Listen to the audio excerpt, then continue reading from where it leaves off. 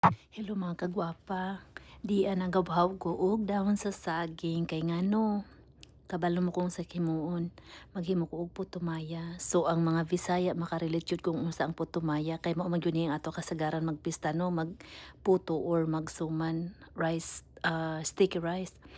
So mo na siya dito ko sa front door namo naghawb og dahon sa saging kay saluyo perting inita. Unya excuse me na lang sa train noise kay dili man gud milayo sa railroad. So kanang mga dahon ako nang gipanguha sa akong garden may gali kay mibalik sila sayo from last year.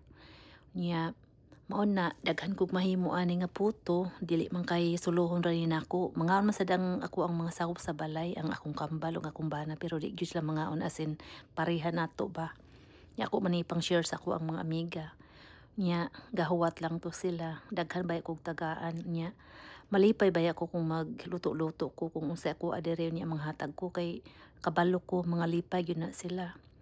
Nya kung dili ko mag yard work, mag garden or mag cleanliness sa bahay, magluto-luto ko. So naara gyud ana nga circle lang ako ang life diri sa balay, magluto, laundry, cleaning, gardening, kung sila kung sadat sa dahon kay dili ko pwedeng maglingkod kapuyan ko naanad jud ko kana bitawng magsigig karaw-karaw na.